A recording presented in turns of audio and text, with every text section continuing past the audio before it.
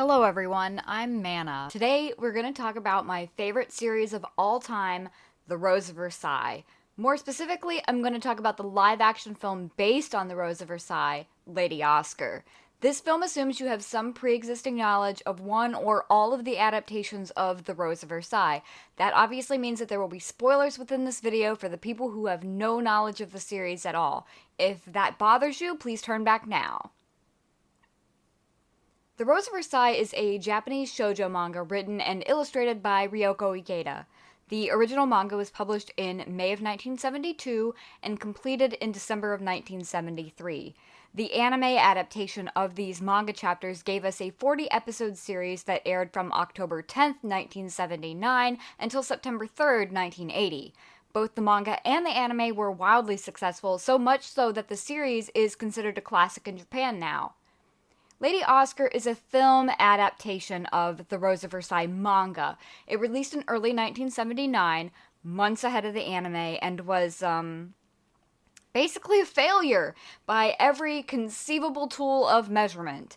It received and continues to receive a lot of criticism, especially from fans of the Rose of Versailles. So, why make a video essay about a topic that's been covered before, multiple times, and by much more prestigious people than myself? Well, that's a great question, actually. My answer is in 3 parts.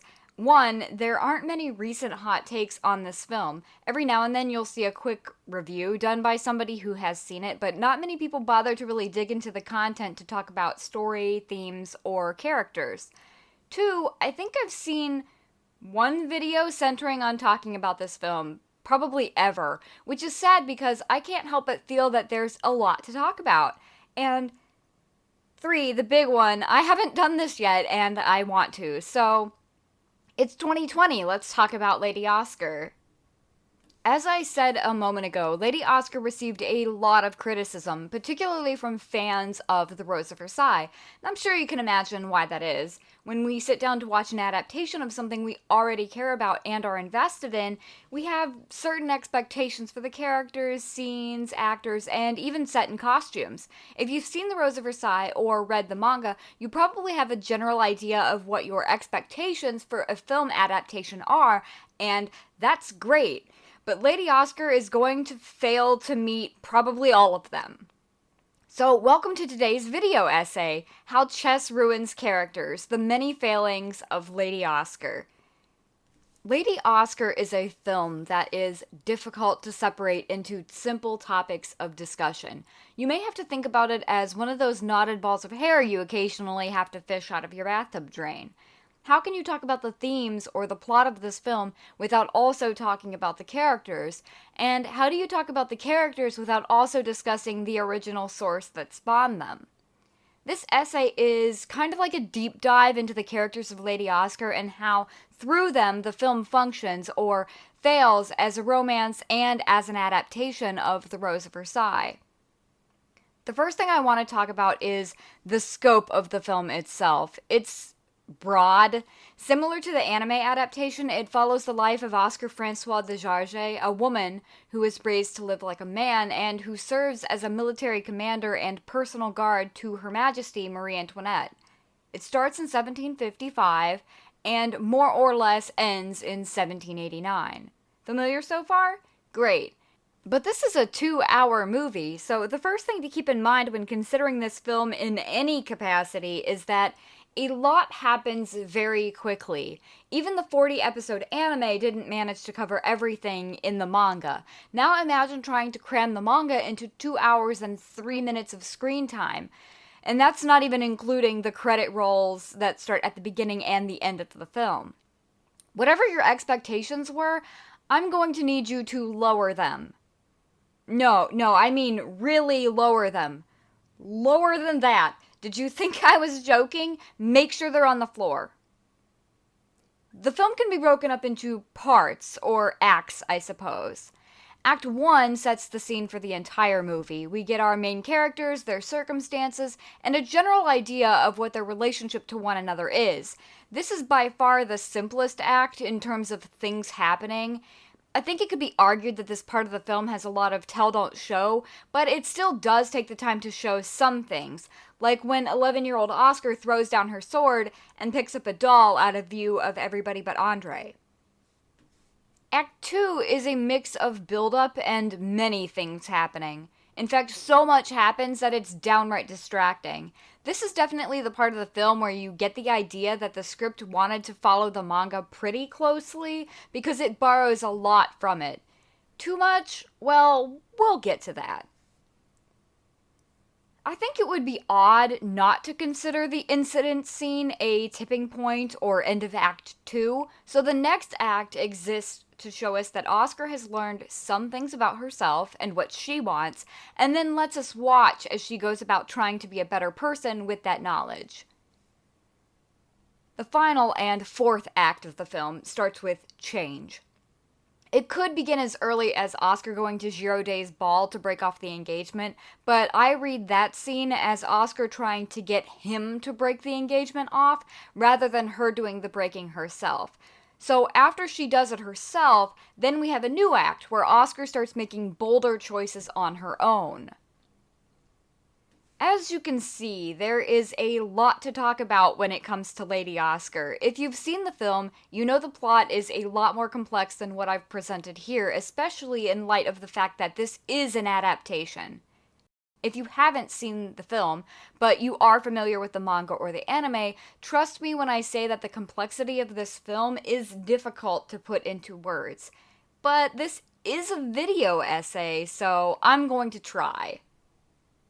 The characters are what bring a story to life, and therefore present to us the themes of any piece. So I'd like to dig into the film by first talking about the characters of Lady Oscar.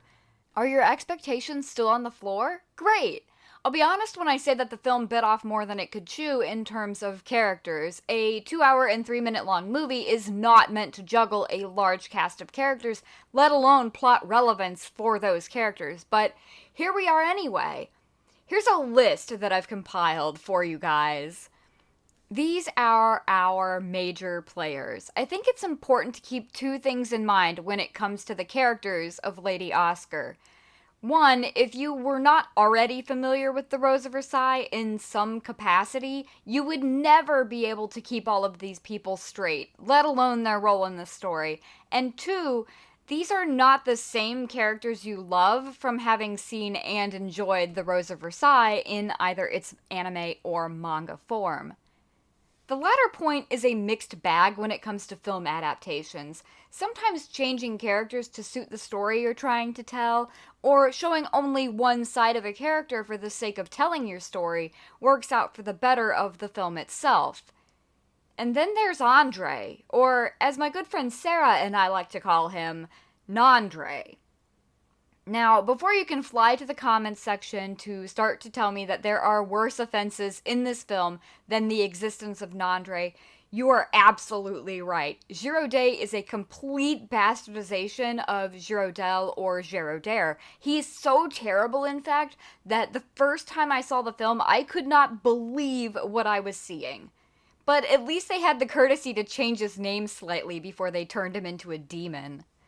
The reason Nandre is such a big deal is because the character of Andre is essential to the Rose of Versailles experience, and he is especially important to the romance the film is trying to sell us on. Girodel, on the other hand, is just one small part of the story and could theoretically be removed from it if worse came to worst. Considering the title is Lady Oscar, you'd think the story would be carried by Oscar, but it's not. From start to finish, this film's story is mostly carried by the men in Oscar's life. First her father, and then Andre. And Andre is at least 50% of the reason this film ended up a wretched failure. If you thought I was joking with the hashtag #NotMyAndre thing, I wasn't. For the record, I do not think that this was the actor's fault. At a certain point, you have to consider that actors are given scripts to read, and that's what Barry Stokes was doing, reciting his lines. What power did he have against some of the worst lines in screenplay history? Be brave. Now's the time we must be brave. So let's go back to the beginning and talk about the character writing. Like I said, some of the lines in the film are embarrassingly bad. They're enough to make a grown adult cringe. What do you say to the fact that it's time I put aside my boyish pursuits and began tasting the sweet wine of manhood? The sweet wine of manhood. Thanks, I hate it. Unfortunately, this problem extends far beyond just badly written dialogue. I think most people can shrug off a bad line or two in a movie script if they're not looking to nitpick. The very first character we're introduced to is the General, Oscar's father. He's absolutely necessary for the plot, but his presence in the film is just okay, I guess. He's not around enough to feel like he's a constant in Oscar's adult life, and he barely seems to have a relationship to Oscar at all. She calls him Sir, after all, not Father. He's also played very straight, to the point of his dialogue sounding silly. Playtime is over. A simple salute at times of greeting will suffice. On the plus side, his role in the film is crystal clear. He exists to do the following. 1. Name Oscar and determine the course of her life. The child you hold is Oscar Francois de Jaget, heir to my commission as Commander of the Royal Guards. 2. Get her appointed as a Royal Guard. You have been appointed to the Queen's personal guard, Oscar. 3. Decide to marry Oscar off. You see, I have convinced your father that it will be both politically and financially wise to reconsider your future and consent to my request for your hand in marriage. And 4. Fight her when she disobeys a direct order and shames the family name. He does all of these things with some measure of success, but lacks any kind of depth and doesn't feel like he could be an actual person. He's a royalist, but his position in the military and his passion for defending the monarchy and the status quo are just glossed over, or ignored to the point of being largely irrelevant, at least until the plot needs them to magically be a thing. He is the first pawn moved on the chessboard of this movie, and that's all that he is. A pawn. A vehicle to move the plot along. Nanny barely plays a role in the film either. She's not particularly kind, interesting, or energetic. She's just sort of there. Part of the issue is that this household should have more than 2 servants, but throughout the entire film, it looks like the General only employs Nanny and Andre in the house. Now, I think it could be argued that this was a deliberate choice, as we are led to believe later that they're not terribly wealthy, but I'm not convinced that's the case. At any rate, the lack of other servants just highlights her role in the worst way. Pay attention to this character that doesn't amount to anything. Which brings up another problem with Nanny, and actually the entire film. Lady Oscar goes out of its way to tell us things while it avoids showing them. Not only is this actively detrimental to both the characters and the storytelling, but it gives us more of what we have with the General. It turns a lot of characters into pawns, chess pieces whose only role is to move across the board as the plot dictates. Nanny gives us an info dump because the plot says she should, not because this is something the character would do or because it makes for an organic scene. The royal family have announced the engagement of the Dauphin to the Austrian Princess Marie Antoinette. They say she is dazzling as a sunbeam, 11 years old and beautiful as a jewel. Nanny only gets one scene that feels genuine in its attempt to actually do something with her as a character. It's the one when Andre gives Nanny the dress that Oscar is going to wear to dance with Fersen. Oh, do you think I don't know how you're feeling? Your Nanny is not so old she can't remember loving someone. Like I said, it was an attempt. As a standalone scene, particularly to someone who has not seen the entire film, it might not throw any flags, but I take 2 major issues with it. 1, it's a poor attempt to cover up telling not showing, and 2, because the film doesn't spend even 5 minutes to show us a relationship between anyone, it fails to do what it set out to do. Make us feel something. How can I feel emotionally invested in these characters and their relationship when it's basically non-existent, when all I know of it is what I've been told? Tell Don't Show is a plague upon this film from start to finish, and it starts with Nanny. But your wife, my beloved mistress, she has left us for a kinder place. Shame on you fighting on such a historic day. Andre, remember your place and thank the general. That's a lot of exposition and info dumping just to set the scene for the whole film, and none of it feels good. None of it really goes anywhere. I would have rather had another few minutes to see Oscar and Andre playing as children, because at least then it would give me a reason to be invested in their relationship, especially because this film is called Lady Oscar, and is at least in theory about Oscar's character development and journey to discover, well, we'll get to that part. Most of the characters in this film are honestly not bad. I enjoyed Marie Antoinette immensely. Louis XVI being suspicious of Fersen was a delicious addition to a character who had to remain in the background anyway. The Crown Prince spending time with and liking Oscar was kind of sweet. Madame de Polignac was a delight. Jeanne and Nicholas were perfect. Rowan was incredible. Monsieur de Satisfaction served his purpose. Bernard and Robespierre worked pretty well. It can definitely be argued that Marie Antoinette isn't a deep character in this film, but again, 2 hours is not enough time to flesh out and make every character feel deep and meaningful. The screenplay therefore had to cut a lot of content and make what they did include work, which, as I said earlier, requires changing some things. In this case, telling the story from an angle that doesn't really leave room for showing off the Queen's better side. Giraudet is an absolute bastard of a character, but that's kind of the point, I think. If you were hoping he was anything like the Giraudet of the manga, or the Giraudet of the anime, you need to slam dunk those expectations immediately. Giraudet, as he's called in the film, is a creep. No, seriously, everything he says is awful. You're exciting when you laugh, Oscar. Are you as exciting when you cry? You will be pleased to learn that I do not intend to break up the warm relationship that you have with my future wife. After all, you're nearly as pretty as she is. I don't think this man speaks a single word throughout this film that doesn't make me want to go full feral and tear his throat out.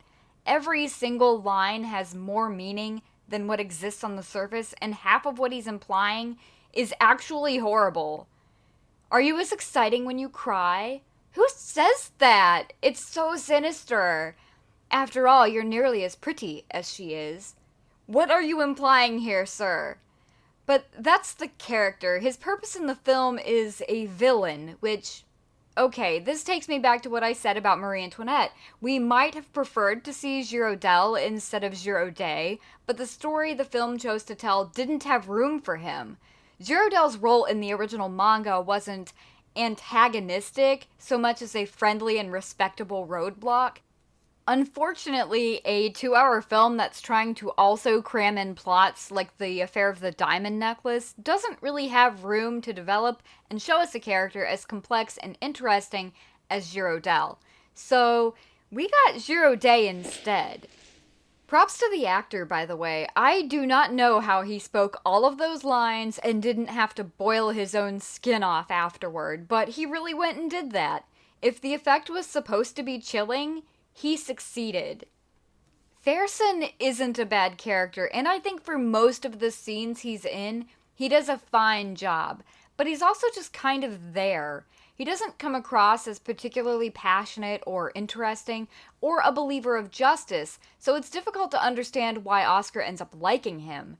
Worse, I hated him showing up after the bar fight. Why was he there? What are the chances of him being there? And recognizing Oscar on the ground. Having the character laugh and say, "It's a small world," in the follow-up scene doesn't really make this coincidence feel less ridiculous, it just calls attention to it. Again, for the most part, I like Fersen in this film. He's cute, he has a nice laugh, the actor works. I just think the post-bar fight scene was not a good one to include him in.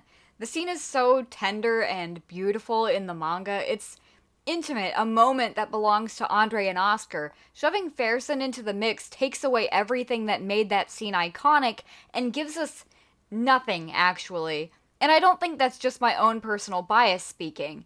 Fairson was there because it was convenient for him to be there. Without Fairson complimenting Oscar to her face, Oscar wouldn't develop feelings for him and would therefore lack motivation to put on a dress. In other words, he was there because the plot demanded it of him, not because it made sense for the character. Another pawn moving across the chessboard, but awkwardly because one compliment resulting in a crush that makes Oscar want to put on a dress and go to a ball is pretty weak. I actually genuinely like Rosalie in this film. She makes a very cute brunette, and her more innocent lines and scenes serve to highlight her desperation to keep herself and her mother fed and in housing. She also gets some really meaningful lines. But I haven't any wine, sir. I haven't even a crust of bread. My mother is weak from hunger. I want to tell you something. I felt you should know. Mother's... Wants me back to wear off my knuckles scrubbing some old men's dirty underwear. Look, Mother's what? Mother's worried, Mother's weary, Mother's hungry, Mother's... oh, mad. Mother's dead. I think my only issue with Rosalie is that they tried to over-include her for all the wrong reasons. The purpose of having Rosalie bring the dress to the Jarget Manor was twofold. One, Rosalie talks to Andre about Bernard, and this gives Andre a contact for when he quits working for Oscar's family. Two, Andre then agrees to take Rosalie to Versailles to give Rosalie the chance to find and attempt to kill Polignac for killing her mother. The latter point fails on two fronts. First, it barely exists or matters in the first place, and ends up going absolutely nowhere. And secondly, Andre has no outward motivation for doing something so dangerous and stupid. If he was found out, he would undoubtedly lose his life. Rosalie asks him to risk his life like this because the plot tells her to, not because this is the kind of character Rosalie is written to be. And Andre agrees to it because the plot tells him to, not because he's just that nice a guy. Like so many other characters, they too are both chess pieces being moved across the board. And therein lies the biggest problem of the film. The main characters are all chess pieces, plot vehicles. They do what the plot tells them to when the plot tells them to do it, and because of this, they don't feel like human beings. Now, it's frustrating with the general, and it's still unpleasant to see with Rosalie, but it really stings when you see it in Oscar and Andre, the two characters who are supposed to be at the center of this film. So, let's talk about them. Andre and Oscar, why chess piece characters don't work. As I mentioned earlier, when Lady Oscar was released, it came under some heavy fire for a lot of things. The biggest criticism leveled against the film seems to have been, surprisingly, its portrayal of Oscar. Some argued that the actress was too feminine looking, while others said that her acting was wooden, but they all pretty much centered their blame on the shoulders of the female lead for the film's failure, as if Lady Oscar might have been a success had they chosen a different person to play the role of Oscar. Now, everyone has their own take on the actress and her portrayal of Oscar, but it's important to consider that 1, the film was basically serving as an advertisement for the makeup company that was backing it, and 2, the scripts and directives were all predetermined. It's disingenuous to say that the actress had a lot of power in this film. She didn't. She was given a script to memorize, directions on set, and other people picked out her clothes and makeup. End of story. Even if Catriona MacColl was the best actress ever, and she's clearly not, I don't think she could have made a diamond out of that muddy script. The idea that Catriona was not androgynous enough to play the role of Oscar is, in my humble opinion, a short-sighted, ice-cold take on this film. Let's stop pretending that the actress's physical figure had anything to do with why this film was a massive failure. I don't want to spend 2 hours talking about this particular point, but this is 2020. One of the reasons I wanted to put this video essay together was because most of the takes out there, whether boiling hot or ice cold, are written with pre-2000s feminism in mind. It might be nice to get some more modern viewpoints out into the world. And again, it's 2020. Let's think more than surface deep. Catriona MacColl's pretty face is not why this film flopped, and neither is her height, hair, makeup, or even her acting to blame. These things are not why the character doesn't work. Just going off of my first point, there are plenty of examples of Oscar looking quite feminine in the manga, and her beauty is commented on countless times. And because people are literally so thick that they don't understand how Oscar can be both a pretty woman and make for an attractive man, let's address the history of clothing and gender. For many years, gender roles were assumed based on clothing, just like class roles were assumed based on general appearance. Are you wearing very nice quality clothes? It's probably because you have money. Are you wearing a dress? The assumption is that you are a woman.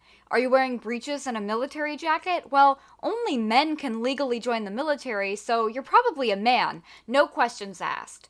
This isn't ancient history. In fact, I'd argue it's an uncomfortably close kind of history. Consider this, the first woman to attend the Oscars wearing pants was Barbra Streisand, when she accepted an award for her role in Funny Girl. This was in 1969, after the introduction of women's jeans. Sure, women wore pants in public at this time, but to wear them to a formal event wasn't a universally accepted thing. Anti-cross-dressing laws criminalized appearing in public in a dress not belonging to your assigned sex, which meant you could be arrested and fined or even given jail time if you were caught. And these laws were still being passed in the United States as late as 1974.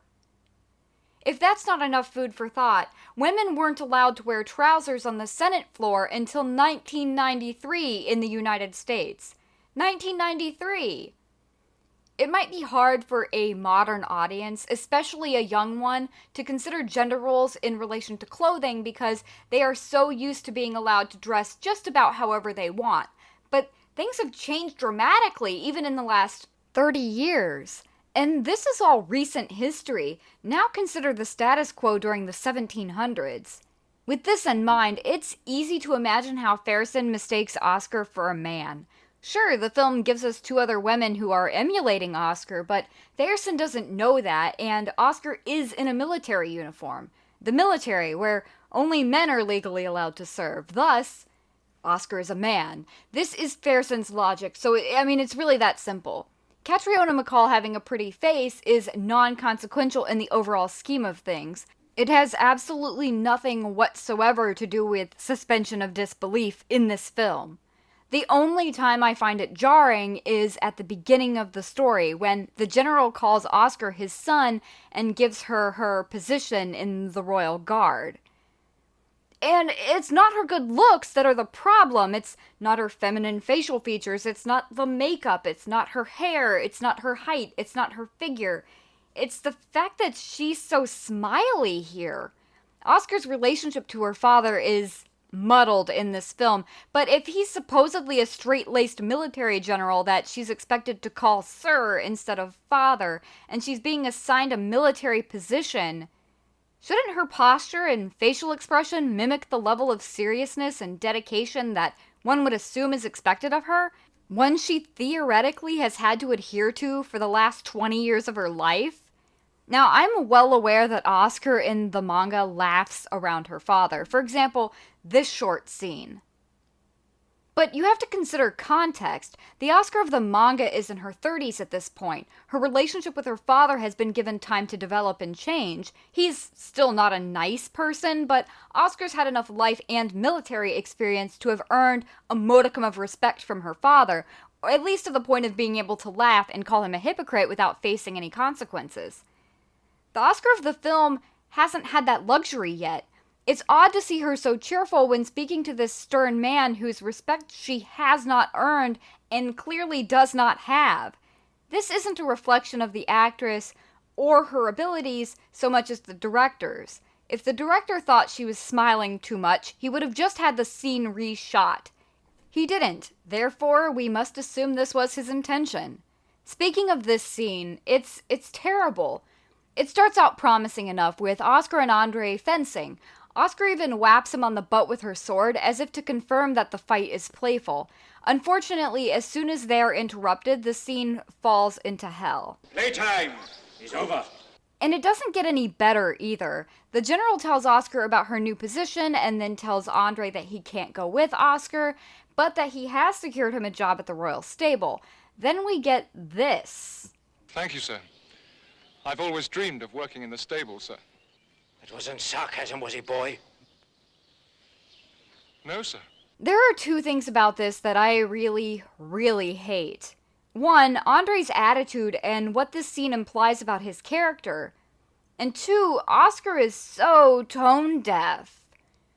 There are other things to dislike, of course, like the insipid exposition we get from Nanny about how Andre should remember his place, and from the general about how it's time that Oscar and Andre fall into their separate positions in life.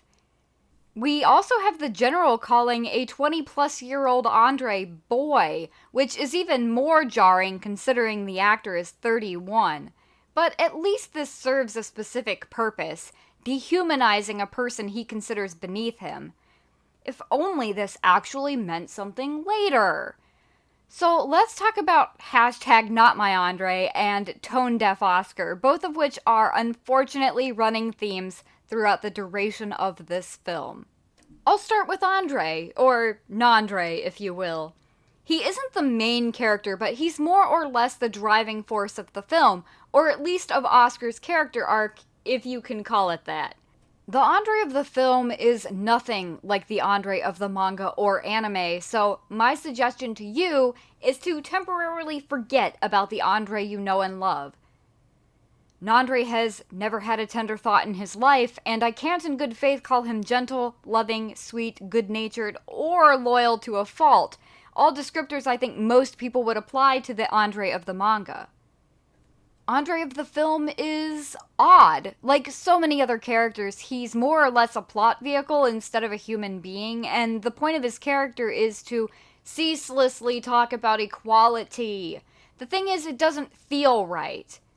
You might imagine that the intent was to give us a character who believes thoroughly in the revolution's mantra, liberty, equality, and fraternity, but the reality is that he only cares about equality, specifically how equality can get him into Oscar's pants. If that sounds harsh, I don't apologize, actually. It's a problem, a big glaring problem. People nitpick at things like Marie Antoinette not having any redeemable scenes, or McCall's difficulty in getting onto a horse by herself, or even Rosalie never having a chance to develop feelings for Oscar, but they all seem so trite to me when I look at the film as a whole. This film isn't The Rose of Versailles, and it's not exactly trying to be. It's an adaptation, which... okay, I agree with basically everyone. It's a terrible adaptation. That said, it's trying to tell a specific story, one that is separate from the manga. This film chooses to focus on Oscar and Andre's class difference romance, and Oscar's journey toward learning what the right thing is, and then following through with doing the right thing. The problem is that it also wants us to buy into the revolution and equality as being the right thing. It wants us to feel something at the end of the film, when the crowd's celebration is juxtaposed with Oscar's worry and grief. I think what we're meant to feel is this mixed bag of emotions. Happiness for the people for achieving their goal, pride because Oscar and Andre were a part of that process, sadness for Andre's death, and grief for Oscar, who will soon face the world on her own. The problem is that the script works too hard to tell us how we should be feeling instead of just giving us a good scene and letting us feel it. And I can't feel pride for Oscar and Andre, who joined the people but didn't actually do anything worthwhile. The concept of mixed feelings implies some level of equality. We should feel as happy for the people as we feel sad for Oscar's situation, but we don't. Oscar's our main character, and at the end of the film, her situation is pretty grim. She has nowhere to go, she's penniless, she only owns the clothes on her back, and she possesses no real-life skills. For an added yikes, the chance exists that she might be pregnant. It's hard to see that last scene and not imagine that she's going to die, because there's no work and no place in this world for her. And the script is shouting at us like, well, Andre got to die for the worthy cause he believed in, so his life has great meaning now, right? And the people are happy because of equality, I think. And Oscar's sad because she's lost Andre. But hey, at least what happened to Oscar and Andre won't happen to anyone else ever again because equality has been set in motion. But this falls flat because the entire film feels like it was about Andre's dedication to getting into Oscar's pants under the guise of equality. And if you think that sounds gross, you're right, it is. I've seen some hot takes about this film that talk a little bit about how agency is taken away from characters like Oscar and given to those with less class privilege, like Andre. But it doesn't make it better, it doesn't improve the story. And the reason why is nobody's motivations make any sense. So let's talk about character motivations and why they're necessary. Andre loves Oscar. Andre believes in equality despite being of the lower class and being constantly reminded by his betters that he is lesser than they are. Oscar is loyal to the royal family. And Oscar is loyal to her asshole of a father who would marry her off to a creep. Why? Oscar and Andre are just chess pieces, pawns being pushed across the board for the duration of the film. That's it. They're not human. They don't feel human. They could never be human. Oscar in this scene is so ignorant that she may as well be made of cardboard. Andre in the same scene doesn't make any sense at all. He's already fully dedicated to the idea that he is Oscar's equal despite having no reason to feel that way. At first, Andre's sarcasm might feel humorous, but he talks this way throughout the entire film, so we have to kind of assume that he's just always been this way. But that doesn't work. If he was always like this, the general would have thrown him out long ago. And then we have this line. Hey, you. Don't I get a pat on the back? Or a smile? Congratulations, Oscar. Your life has great meaning now. This paints the entire character of Andre for us. He is cocky, feels he's equal to Oscar, believes he's smarter than she is, and doesn't feel gratitude for being taken in by her family. Also, he has nothing good to say about Oscar and mostly just insults her, which is confusing, because he loves her, right? Yeah, that's the biggest problem in Lady Oscar. As I said, the characters do what they're told. They move into place like chess pieces. They have no real motivation, no agency, and no control over their own fates. Andre in this film is outspoken and firm in his belief that he is Oscar's equal because this type of character can move a story more easily than the canon Andre, who is tender-hearted and doesn't feel equal to Oscar, even toward the end of his life. I can understand this sentiment from a writer's perspective. You have 2 hours to move a plot a very long distance, so it makes sense that you might have to change a character to better suit your new pace. However, Andre is so outspoken and firm in his belief that it's hard to imagine he would have ever maintained a genuine affection for Oscar, who is written as completely ignorant of even basic things. What about Oscar does Andre love exactly, besides her pretty face? What are his motivations? Why does he feel as he does, and how deep are those feelings? What enables him to keep loving Oscar after she disappoints his expectations and hopes over and over again?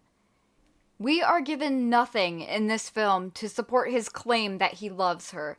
We have to just believe he does, because he says he does. And he says he does because it was written into the script. It's bad writing, guys. And it's worse than just Andre. The film doesn't make the effort to show us that Oscar is well-liked or even well-respected. Marie Antoinette tells us that some court ladies are emulating her, as if 2 women make a statement all the rage in Versailles. Oscar's men show her what is literally fan art of Marie and Farrison having sex because they think it's funny to make her look at it. Because she's a woman and they want a reaction from her that they can laugh at. Not once in this film does it feel as if Oscar has earned her place in the Royal Guard. Not once does she do anything to inspire Andre to love her. When she's transferred to the French Guards, They make bold statements about her being a woman and get away with it, but are suddenly willing to go to prison and risk death instead of shoot her for treason? Why? Oscar isn't a person. She's a plot vehicle. People love her because the plot says they do. People respect her when it's convenient for the plot. She doesn't have to earn anything. Everyone knows she's a woman dressed as a man, and for some reason, some inexplicable reason, probably the bad writing, she coasts through life and has an easy time of it. Not because it makes any logical sense, but because the plot says so. Oscar doesn't have a human personality. She doesn't have motivations. She just exists and gets pushed around on the board by the director's hands.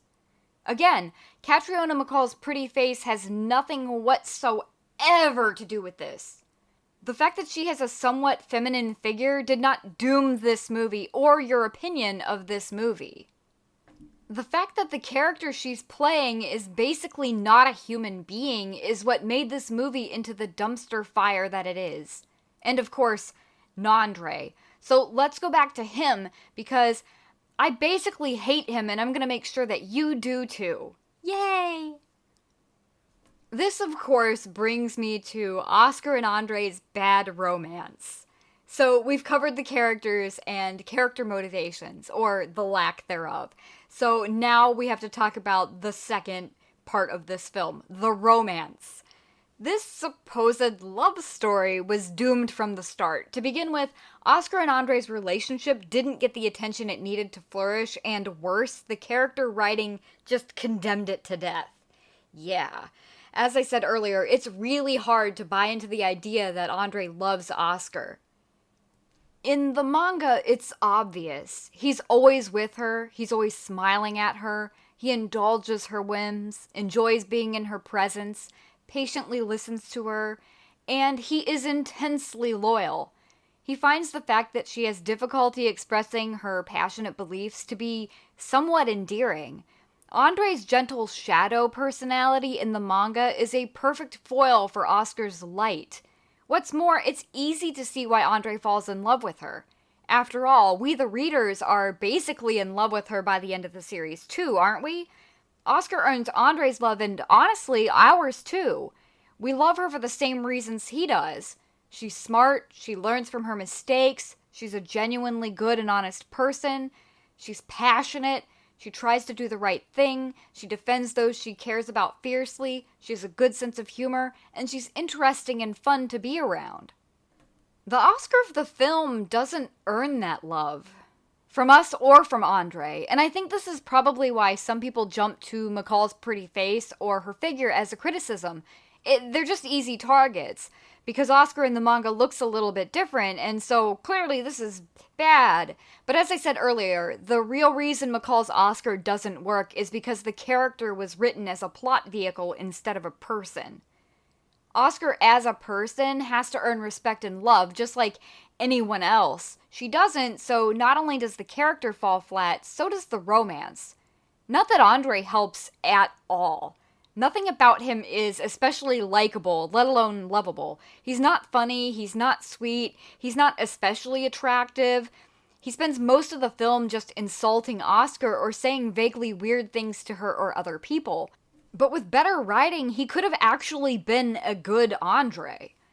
There are moments that seem like they're gonna give us Andre as a likable person, but then it's like the writers went out of their way to continue the scene to the point of disaster. For example, when Oscar is ignoring Andre.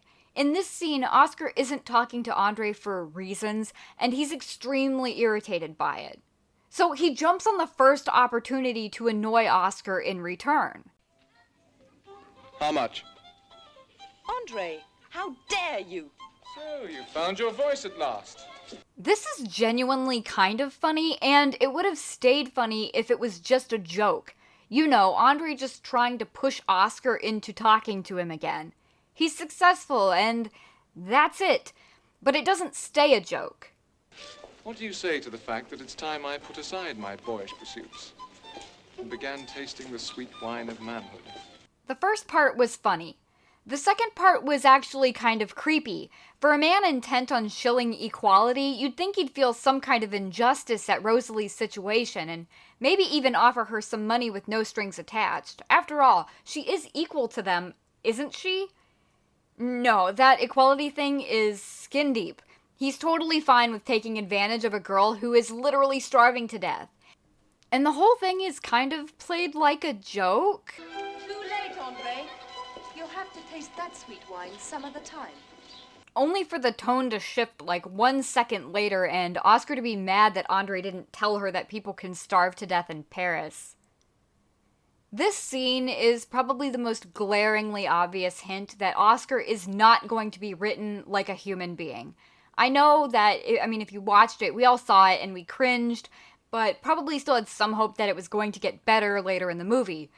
What fools we were. How naive. But then again, Andre doesn't feel human either, right? He has one goal in mind in this film, and it's having sex with Oscar.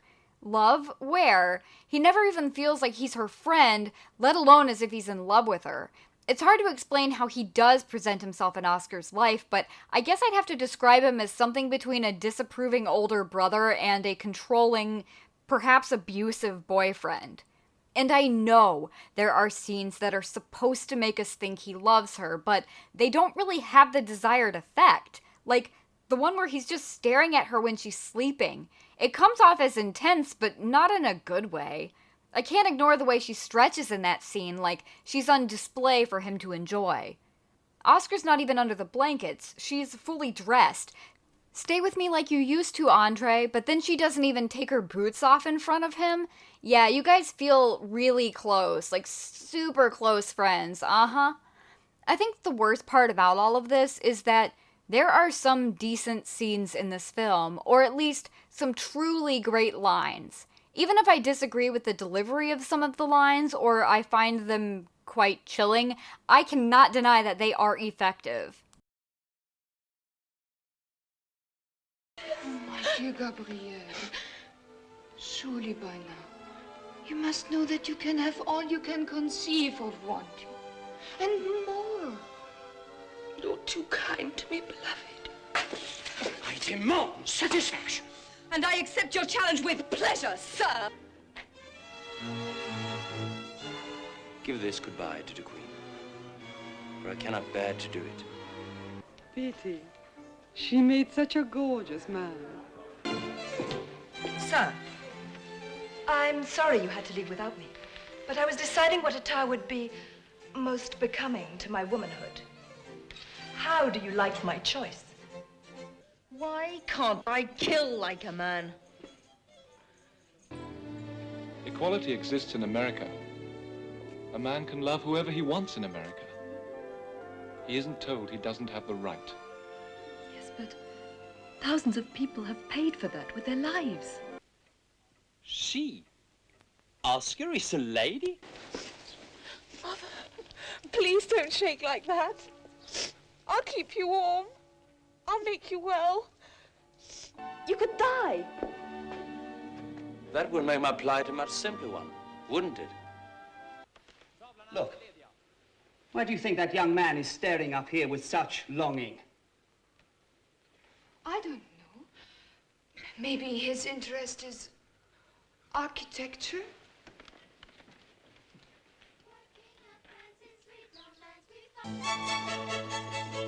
See, that young man is back. Who? The one you were dancing with. I danced with so many, monsieur. The one with the interest in architecture. Oh, that young man. Yes. And I see he's got himself a new partner. You're exciting when you laugh, Oscar. Are you as exciting when you cry? I will not marry you. I would choose to marry your dog first. Well, wouldn't it be entertaining if it came to that? I come bearing two treasures, dear heart. One a feast for the eyes, and the other a treat for the ears. Which do you prefer first? I make it a rule to always look first and then listen. I bring you this kiss from Count Fersen. It is his goodbye.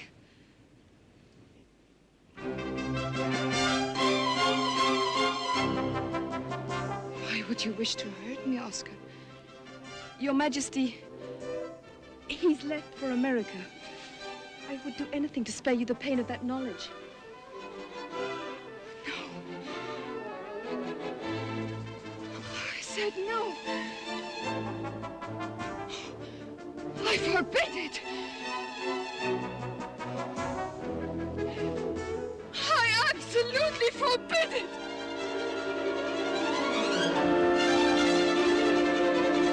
Bite your tongue, sir. That's treason. Poor thing, tortured and dragged half dead to the Salpêtrière, a hopeless victim of the Queen's greed. Or lust. The Valois now admits she was Marie Antoinette's lesbian lover. Oh, no. Oh, yes. But where did she find the strength? Cavorting each night with Fersen as she does. You dared all this because you knew Fersen loved another, didn't you? Shut up. I don't know if that would be wise, sir. As you can see, I'm very clumsy with good wine. It's because of me, isn't it? They criticize you for spending too much money on me. My dearest, I'll leave if you wish.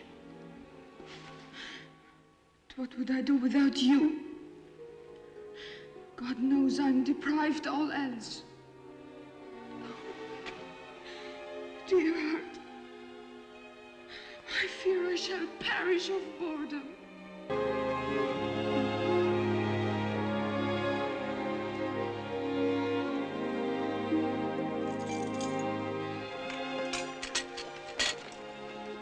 I thank God it wasn't you, Oscar.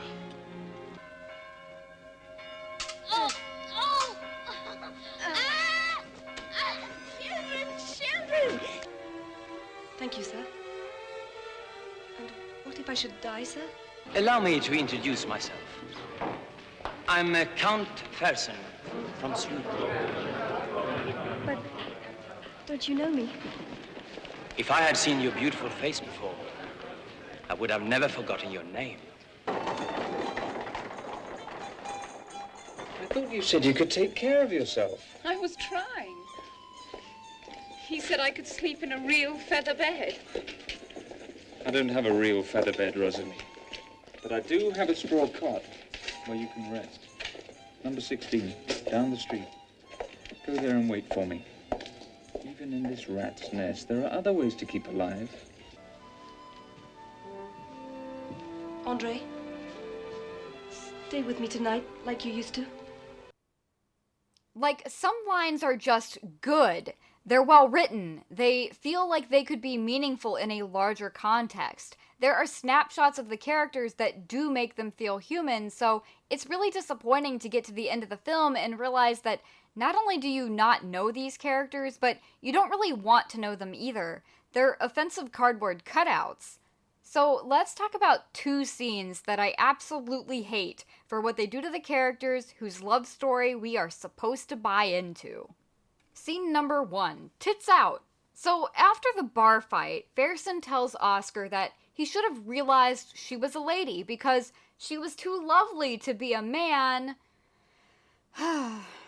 Oscar feels understandably confused about this, and apparently a thing women do when they're confused about something, especially about emotions, is they walk to a mirror that's close to an open door and aesthetically take off their shirts to stare at their own breasts. Yeah, that is a place that this film goes. So, I hate this scene for multiple reasons, but I think my biggest complaint, and probably the least offensive thing I have to say about it, is it doesn't do anything for the film or for the characters. It doesn't even assist the romance. One single line of dialogue or a better different scene could have accomplished what this was trying to do far more effectively. The entire thing reeks of the male touch. A man undoubtedly wrote this scene and a man directed it. The scene is aimed at men and exists for the male gaze. Not that I don't personally appreciate a peek at some cute boobs now and then, but let's not pretend it actually serves a story purpose in this film. To make things worse, the film doesn't stop there and let it be an intimate moment for Oscar to contemplate her femaleness or whatever. No, of course not. Andre, who comes by her room for reasons we never find out, conveniently sees her breasts in the mirror from the crack in the open doorway. Why? Because a man wrote this. There's no other explanation. And yes, I know the film was trying to make sure that Andre would make the connection between Oscar being feminine and Fersen, but it's still shit writing. Scene number 2 is the incident. Okay, so if you are a fan of the Rose of Versailles, you are undoubtedly familiar with at least one of the incident scenes. None of the scenes are exactly the same, but they do have the following things in common with one another. Andre confesses his love, he kisses Oscar against her will, and he tears her clothes. I'm not here to dissect the manga or anime's version of the incident scene, but I do want to say that context is important. Trying to understand these scenes out of context is a mistake, and it's one the film makes by bothering to include its own version of this scene. Alright, so the incident scene is a powerful one in the manga, and it's been a fandom talking point since its first appearance in the 70s. This essay isn't about the morality of this scene, so I'm gonna skip that hot button topic. However, worth noting is that Oscar does forgive Andre instantly, and they both seem to kind of realize that the whole thing was an embarrassing and stupid mess of feelings that were not appropriately communicated. Which you can see if you go back and read it again and think about how Oscar's trying to communicate that feelings are hard and it's difficult to be rejected, but Andre sees her sorrow over being rejected, worries about what happened to her, and feels like he should make sure that she knows she's cared about. But this is a really bad time to confess your feelings. He just has a lot of them, and in the heat of the moment, vomits them all over her when she mentally is not capable of processing anything further. It's sad, and it's powerful, but mostly in a terrible way. Again, the buildup is important. The context surrounding it is necessary to even begin to accept this as a thing that happened. And Andre as a character has always been, both before and after this scene, a very gentle, tender-hearted, and caring person. He also keeps his promise to not do anything like this again, and what makes that meaningful is that he's presented with opportunities and doesn't take them. So let's talk about the film's version of the incident scene. My biggest complaint about the scene is that it's weak and it's unnecessary. Oscar is wandering around in the dress that she danced with Fersen in, and Andre approaches her from behind. And then we get this scene, which, here, look at it, suffer with me.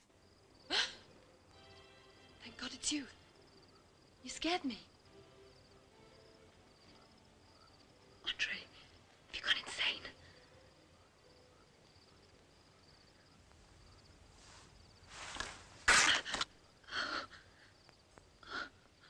I love you, Oscar. You have no right. Oh, you're wrong. I do have the right.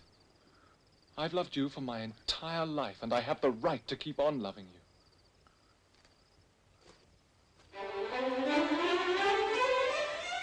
I don't pity myself because that love isn't returned. I pity you for being unable to return it. You dared all this because you knew Fersen loved another, didn't you? Shut up. And we'll both pretend that all this never happened, won't we? We'll be like those life-sized puppets in the Queen's Hamlet. I'll be the invisible stable boy, and you'll be the brave toy soldier. I want it to be like it's always been with us. And how sad that is for both of us, Oscar. How very sad that is. I'll never touch you again. I promise. Andre kept his promise, and Oscar tucked away the dress. There is so much to dislike about this scene. Andre comes out of nowhere, uninvited, and not only does he frighten Oscar by doing this, but he takes the opportunity to try to kiss her, twice, without a word, and because he's trying to hold on to her, when she finally pushes him away, it rips her dress. And then he takes this moment where he's just ripped her clothes to be like, I love you. And then it gets weirder because I guess that wasn't weird enough. And instead of Oscar saying she doesn't want to hear it or just no, she tells him he doesn't have the right to love her, which, oh, okay, sure, I guess. But then Andre immediately starts lecturing her. It's painful. This is the worst confession scene ever. It lacks passion. There's no real emotion. Andre is painfully condescending to Oscar almost the entire scene, and I don't think it really does anything for the characters or the direction of the film. The only interesting thing to come out of this scene is Andre's accusation that Oscar only dared to fall in love with Fersen because Fersen was unattainable. He was safe. It's an astute observation, but shallow in the context of the film. Fersen doesn't do anything to earn Oscar's affection or admiration for that matter, and Andre's observation never goes anywhere. So why take screen time up with it in the first place? I feel like the scene as a whole vaguely tries to mimic the manga, but just it lacks literally everything that the manga needed to make it work. So let's talk about some reasons the manga scene works, and despite horrifying fans since the 1970s, manages to make you feel positive things too. The audience already knows and believes that Andre is very much in love with Oscar. The audience knows what happened with Fersen and how badly Oscar is struggling to deal with her confusing emotions. Andre confesses to Oscar in a fit of passion, and because he thinks she needs to hear it. The audience understands that Andre's confession would not be happening in this manner if the context was different. If he wasn't also losing his eyesight permanently, and therefore his ability to be considered useful to Oscar. Oscar and Andre have a warm, close relationship. They share a similar sense of humor, they enjoy spending a lot of time together, and value and respect one another's opinions. They are best friends. As I've said, at this point in the film, I haven't seen a single thing that makes me believe that Andre loves Oscar, or vice versa. Their relationship feels cold and distant, and has since the 1775 portion of the film. Oscar doesn't seem to be struggling with her feelings at all in this scene. And Andre's confession is one sentence. It comes out of nowhere, and it lacks both depth and feeling. Worse, he chooses to confess to her and kiss her when she's presenting as a woman, which, not to be too feminist up in here, but I don't like the implications. And then we have Andre's promise to never touch Oscar again. It feels like a throwaway line. He barely touched her before this point unless he had to, and she rarely touched him either. The writers just wanted to include a line from the manga that sounded powerful without actually stopping to think about the context of the original line and what made it meaningful. Even the narrator makes sure that we know what's up. Andre kept his promise. Okay, thanks for that. Tell don't show. What a powerful tool. Yay. I've said nearly everything I want to say about the romance. It's an embarrassment that an adult wrote this screenplay, that the two adults worked on it. Yeah, I wish I could buy into Oscar and Andre's romance, but too many things keep me from feeling anything positive about it.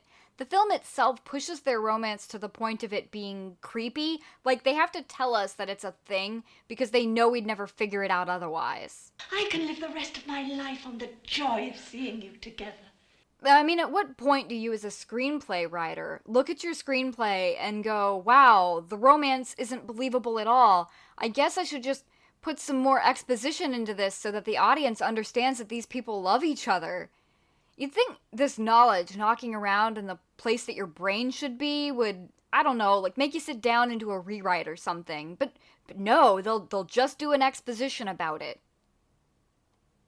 Oscar and Andre's romance starts off poorly and somehow keeps getting worse until it finally ends and puts us out of our misery. In the penultimate scene of the film, Oscar says that she loves Andre, but by the time she says this, she's been cut off from her family and has nowhere to go. So is her confession genuine, or is she saying it so that Andre doesn't throw her away? I don't know what to say. I can't believe they wrote Oscar crying in the kitchen about losing her ties to her family, and Nanny's just like, oh, but this is great news. Bitch, please. It's scary. It would be scary even today. Oscar doesn't have a job, and she doesn't have the right kind of skills. She doesn't have anything with her but the clothes on her back. Like, what's she gonna do out there? Become a waifu and make a happy home with Andre? At this point, she hasn't even expressed an ounce of romantic love for him. Let's not even get into the fact that she spent the last 30 years of her life living as a man. Not that it matters anyway. Andre's killed off in the final scene of the film in an attempt to be deep, though in my opinion this ending is about as deep as my understanding of biochemistry. I hate the romance presented in this film. Like, I don't even know why they bothered. If they were going for a film that made you feel things, gave you a nice romance to enjoy, helped you feel invested in the revolution, and ended tragically, they could have approached this from so many other angles. They still chose to focus on Oscar's main character arc being accepting Andre's love and finding fulfillment in sex, or whatever the hell that was, because it wasn't love. I said earlier that this film is a terrible adaptation, so I want to talk about the art of adaptation. What makes a good adaptation? Well, I do think that depends on who you ask, so I'll give you my humble opinion on the subject. Let's start with talking about why a person would want to remake something to begin with. And let's be super basic. Why make an anime version of a manga? It's probably because you want to see it animated. You want movement. You want to hear voices. There's something incredible about the idea of manga panels coming to life on a screen. The Rose of Versailles manga was amazing. The anime took the manga and it crammed what it could into 40 episodes. Is it a perfect recreation?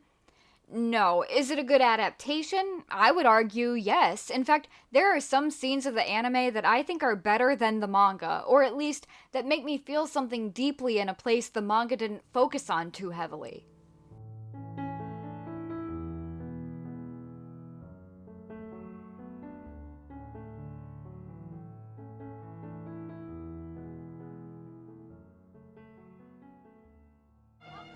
"俺はいつかお前のために命を捨てよう。お前が昨日この俺のために命を懸けてくれたように、いつかいつの日かお前のためにアンドレはこの命を懸けるぞ。この命を懸けるぞ。この命を懸けるぞ."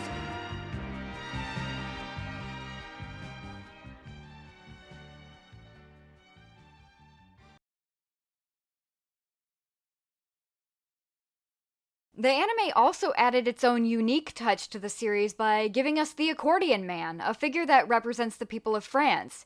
He shows up halfway through the series and sings about the troubles of the Third Estate, and it's easy to accept his presence. He doesn't exactly feel like a character until the point where he does, and somehow it still hits you hard.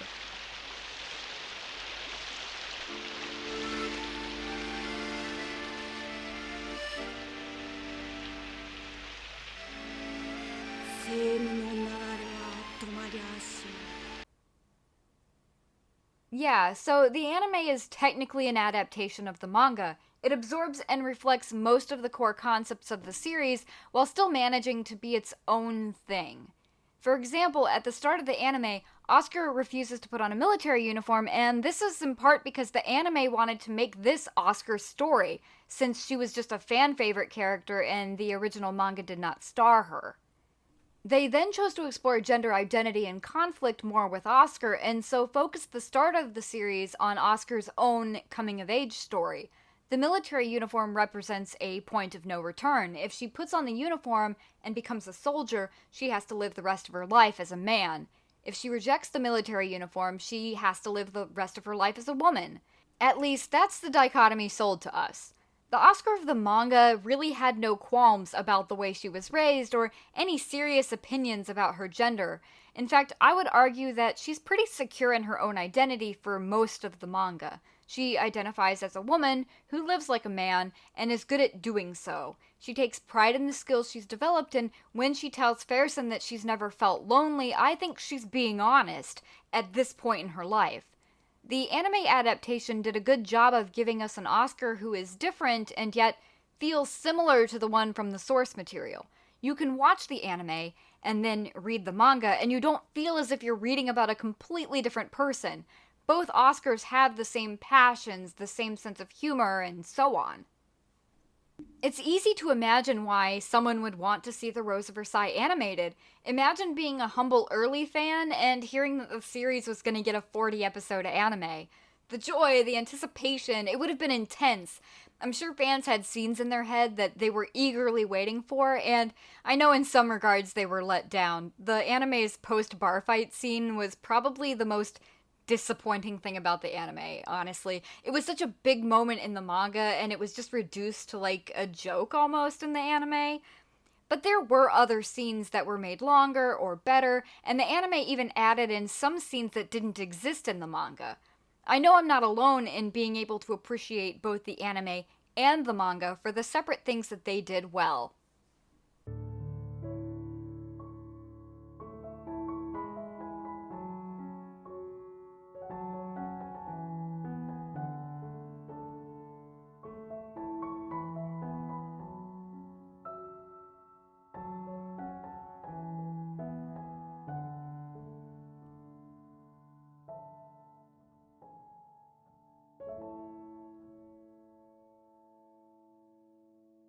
I've seen a lot of adaptations, and you probably have too. If you watch film, you've undoubtedly seen a lot of versions of the same source material over and over, being remade for fun and profit. Anne of Green Gables by L.M. Montgomery has been remade as films so many times, I don't even know how many versions there are. The most recent one was Anne with an E, and it's not trying to hide the fact that it's an adaptation and not a recreation. Even the title's different. It's trying to tell you something. So if you go into it expecting it to be Anne of Green Gables recreated, you will be disappointed. It's not that. It's different. And it's wildly successful in some ways and not so much in others. For another example, Black Beauty is a classic novel written for adults. I feel the need to remind everybody of this fact on a regular basis because people think it's a child's novel. It's not. It was written for adult men to read so that they could feel like shit for treating animals like shit. Anyway, I love Black Beauty, and my favorite production is the 1994 film that stars Doc's Keepin' Time. Now, is it a good recreation of the book? Not really. Scenes were left out. Good scenes were left out. Is it a good adaptation of the source material, though? Yes, it is. I cannot watch this movie without feeling a lot of things. I have now lived in this happy place a whole year. My strength and spirits are back.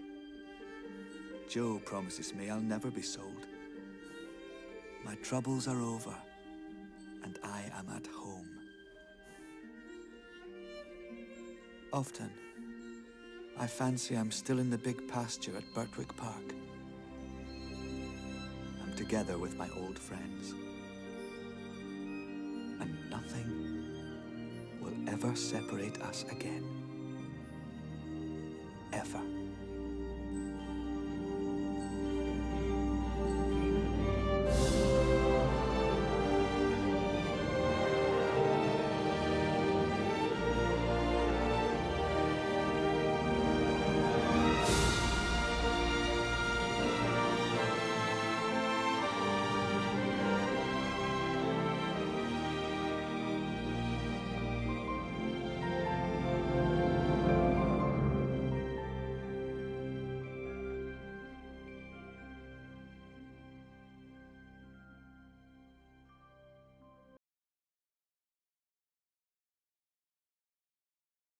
Even the 6-hour Pride and Prejudice adaptation left things out, and the 2005 film left even more out.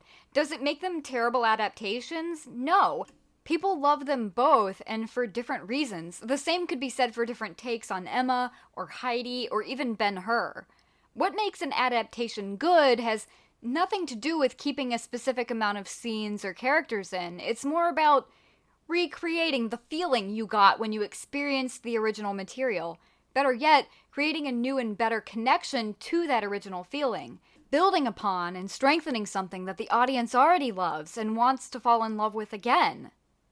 Like, Anne of Green Gables is written in this flowery language. It's very lovely, and the author took a lot of time to impart the importance of place on the reader by ceaselessly describing the scenery. Avonlea matters to Anne because this is a magical place that she's never had before. And I don't mean because she's never been to this specific location. She's never had a home, or people who loved her, or a community who accepted her. She finds that in Avonlea, so this place is important to her, and the writing and attention to details tells us that. The Sullivan Entertainment attempts from the 80s to give us an Anne of Green Gables adaptation went all out in shooting these really lovely scenes, like the one with Anne and Matthew riding through a place that Anne has dubbed the White Way of Delight. And maybe it's silly to the non-sentimental, but the shots in the film are deliberate in the way they present the world to us, the audience. This is how Anne sees this place. Please love it as much as she does, and we do. So, what went wrong with Lady Oscar? Besides the obvious, that is. The characters suck, and the plot reads like a surface-level understanding of the manga that wants to be extra deep for no reason, but what else is there? Well, first I have to give praise where it's due. There are some things about this adaptation that I do like. I think the dance scene with Ferguson and Oscar is better than the anime by far, and I like it better than the manga too for a few reasons. It's kind of nice how self-aware the film is about the original symbolism of Oscar losing her voice when she's dressed as a woman, and they still choose to ignore it, but they still acknowledge that that was a thing in the original through the man who stops to talk to Oscar. And Oscar's chatting with Ferguson throughout the entire dance was like the most normal thing in the entire film. I get a kick out of the dance shifting so the conversation gets put on hold. It's normal. I like it. I like her hair better in the film and her dress better in the film. And I like that she pretends to be her own cousin, and she has this personable conversation, which is the only one that she seems to have the entire film. Like, it does more for her character in this one scene than basically the entire rest of the film. The costumes are great. The on-site filming is perfect. I legitimately wanted to get on a horse and ride down to the park with Oscar when she went there to find Ferguson. The streets of Paris feel crowded and narrow, as they should, which is something the anime couldn't capture very well due to its limitations. The Jarget manor isn't at all what I expected, but I actually really like it. And it was cool to see Versailles in a way that the manga and anime could have never hoped to capture. I mean, I know it's a real place, and it's quite grand, but it feels special to see people moving in those spaces, occupying them. You can't get every single detail in a manga panel or a hand-drawn anime slide.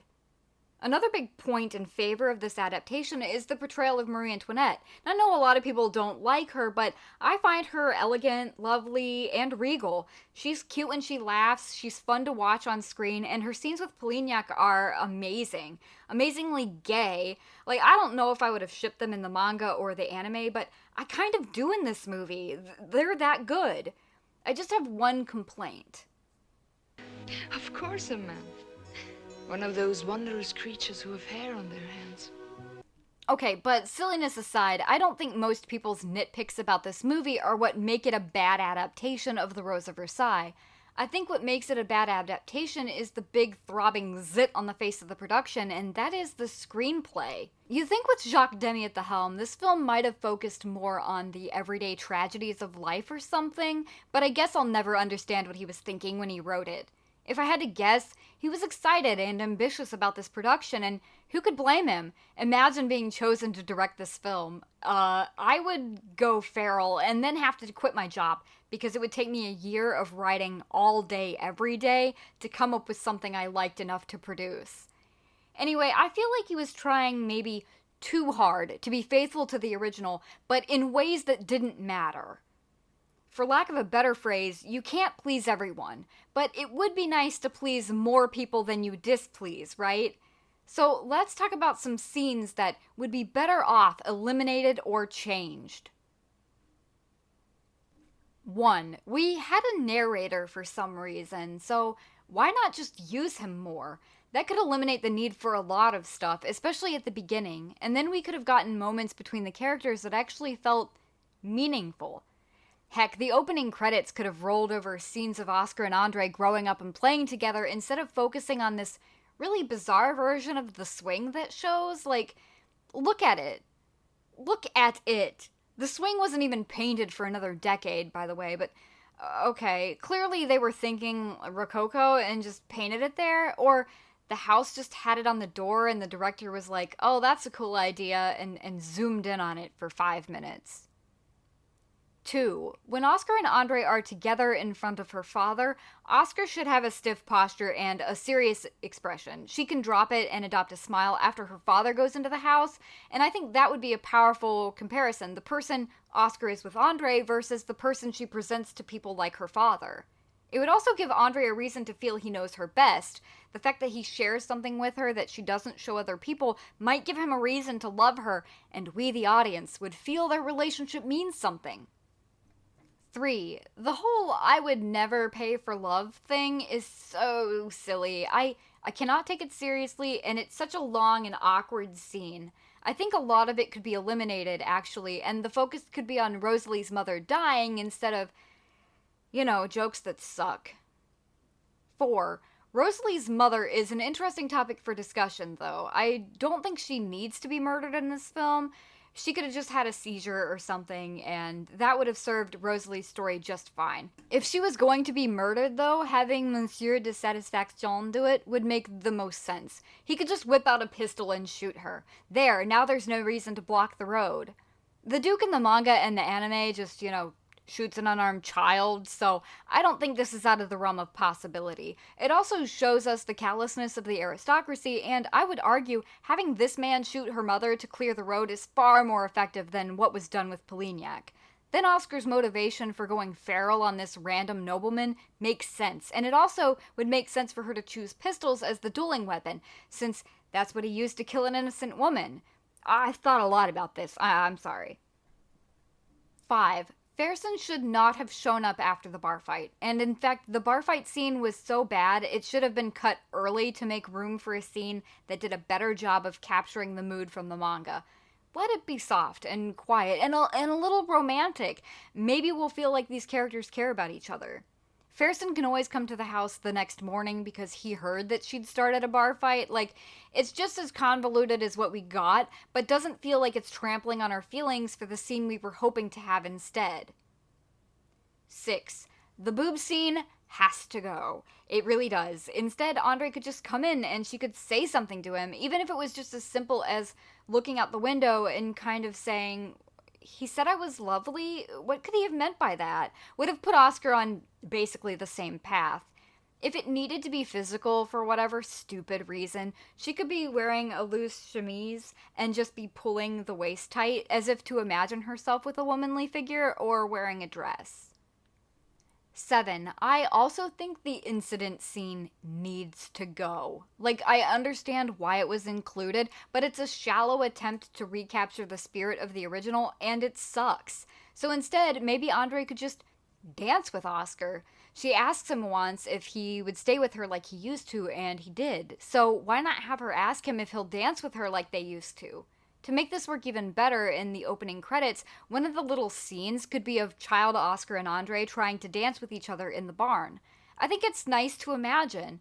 Andre smiling and asking if she isn't afraid to be seen dancing with a servant, Oscar saying it's just a dance, him silently taking her hand, the two of them close together in that little space. He could still confess at the end of it, but maybe tenderly in this moment where he's overcome by his feelings and lets it slip.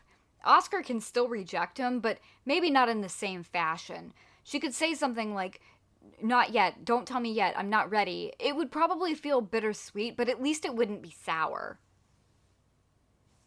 8. Not to be that person, but if they were going to make Giraudet that gross anyway, they should have just committed to it. It feels awful that Andre physically forced himself on Oscar more than he did, and I don't know. This is a can of worms I don't really want to open, but I think it might have been nice to see Oscar making at least one conscious choice in the film, and I personally wanted to see her just go completely feral on him. 9. I wanted to like the Louis Joseph pre-death scene thing that we got, but it was kind of bad and it didn't really do anything, so I'd be cool if it just went away.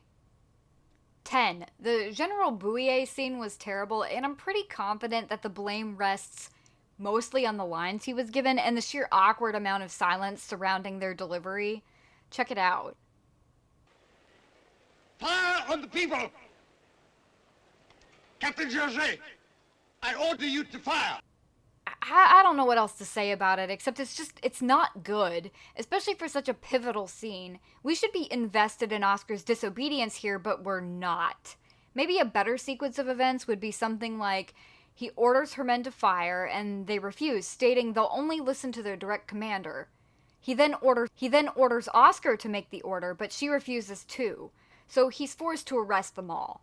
If it needs to be more dramatic, Oscar can always point a gun at him so that he cannot order his own men to fire.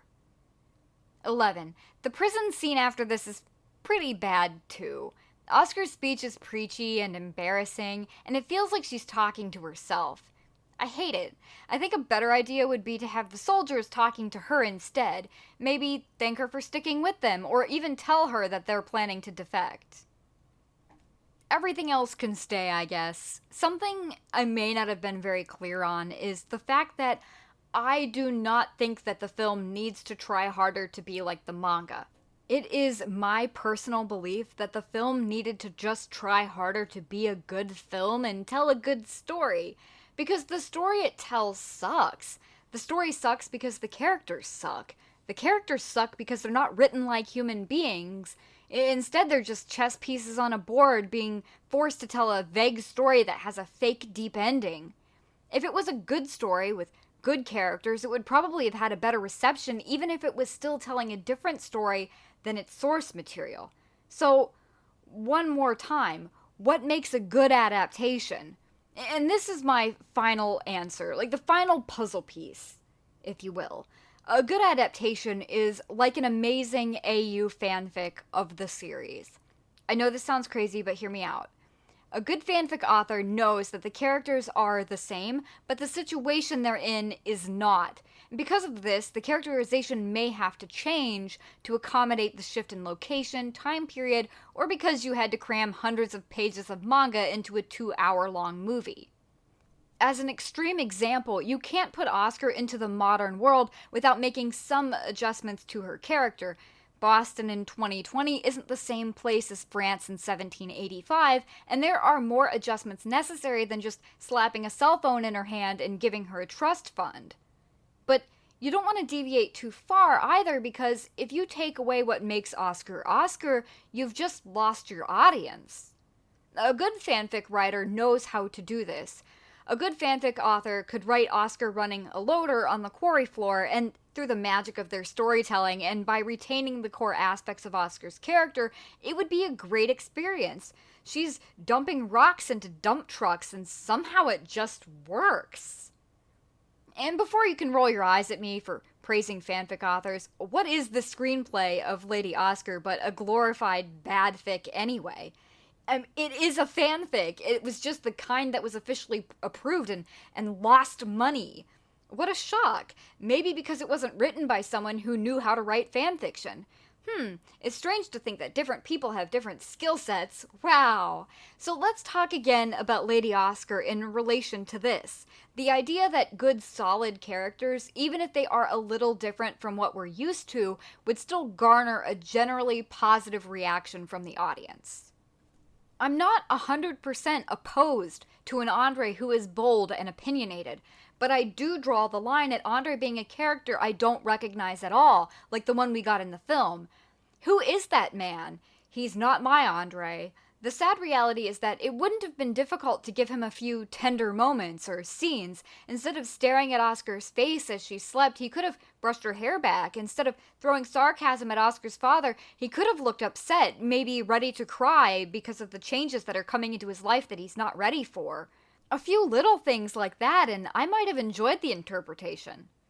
Likewise, I'm not opposed to an Oscar who is better at emoting than the one I'm used to, or an Oscar who is a little less bold, softer, but I draw the line at her being so boneheaded that she doesn't feel real.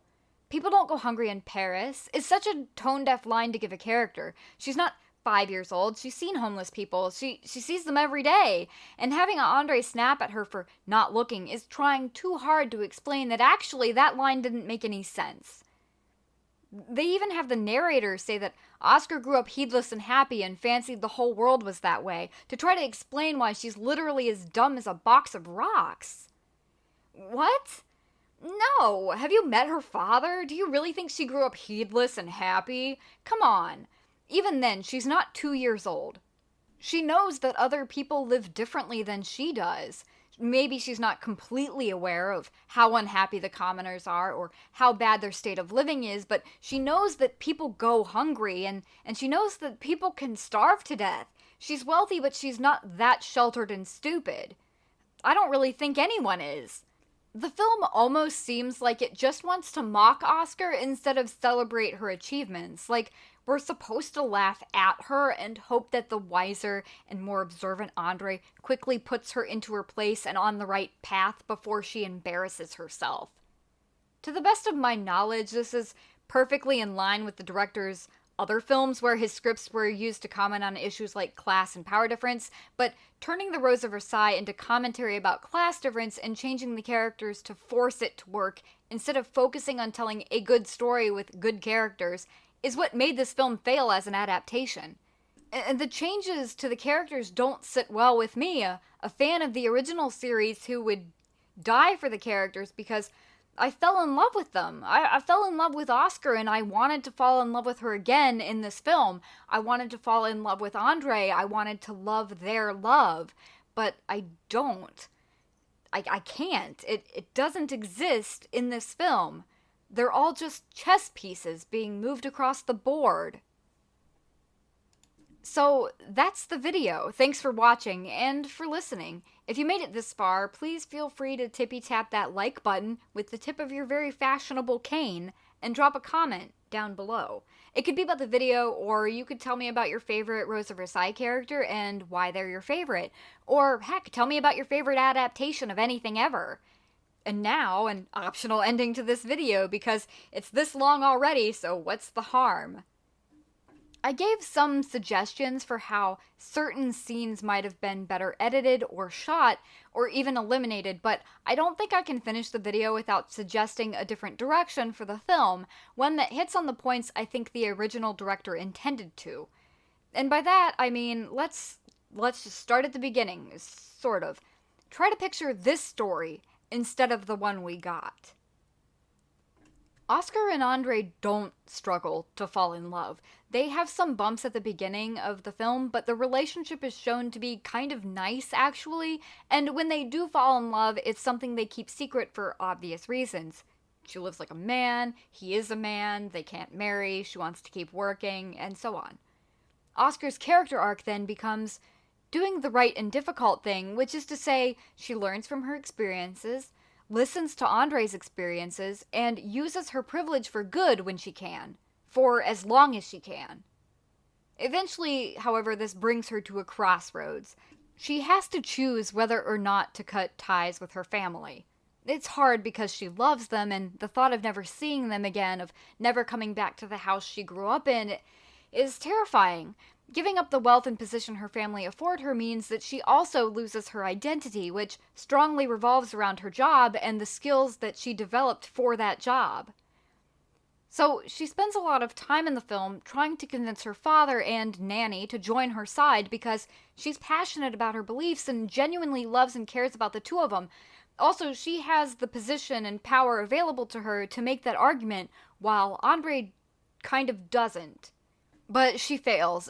She's not successful. Her father and Nanny remain loyal to the status quo no matter how she pleads, no matter what she says. The turning point becomes her making that active choice to give up, to leave her family home and surrender her family name. She then has to grieve that loss, but does so and continues on to do what she feels is the next right thing, fight in the revolution on the side of the people, with Andre. Does she die in the end? Honestly, I don't think so. Her making such a hard choice and giving up her family would complete her character arc. I don't believe that adding in death automatically, makes the story deeper or more interesting. Sure, Oscar dying in a storm of bullets while commanding the French Guard at the cannons is stunning. The manga was amazing, the anime did it differently but also very well, and I enjoyed those interpretations while, crying. But the anime and the manga also wrote Andre as blind in a world that would not be kind to him, and Oscar is dying of tuberculosis, so their deaths didn't hurt as much as they would have otherwise. Andre wanted to go first, and Oscar didn't want to live without him. Oscar and Andre's ending in The Rose of Versailles was satisfying because of those reasons, because it felt like an appropriate ending for the characters, not because it looked cool to see Oscar shouting fire at the top of her lungs, or for the sole fact that they died for a cause they believed in. And honestly, I think the fans would have loved to have an ending that let their favorites live, right? So they can have a little life, as a special treat. The point of this exercise was to suggest a storyline that isn't dissimilar to the one we know, but which provides the following: a thoughtful character arc that gets you invested in the ideals of the revolution, and which includes the romance that you were hoping for when you hit play. Kind of like an AU fanfic, you know what I mean? I'm not going to pretend that this exercise would be an objectively better film if I was directing it, because I know very little about making a movie. I don't even know how to write a screenplay correctly, but I do know how to write characters who feel like people, so there's that. And I think Lady Oscar would have benefited from focusing on the characters that mattered the most to the audience, instead of honing in on fake deep endings and poor imagery. Again, the characters carry out the story. If the characters are shit, the story is shit, the themes fall flat, the romance dies, the visuals and music, however grand they may be, cannot carry a film.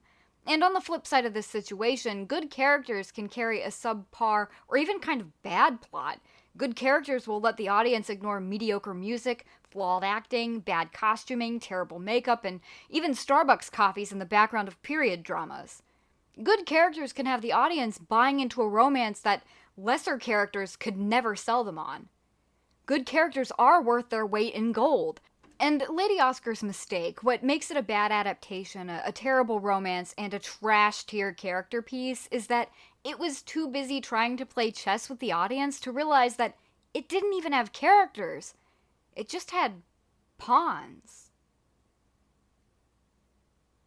And now, for a music video created for the heck of it, and I figure this is already long enough already, and I made this to kind of play with the program that I was using, since I didn't really know it that well, so it actually turned out kind of fun, and you can have this as a little treat for watching this entire video. So enjoy, and feel free to leave a comment, all that good stuff. I hope to see you guys in another video soon. Thanks! What do you say to the fact that it's time I put aside my boyish pursuits and began tasting the sweet wine of manhood, the sweet wine of the sweet wine of the sweet wine of manhood, manhood, manhood?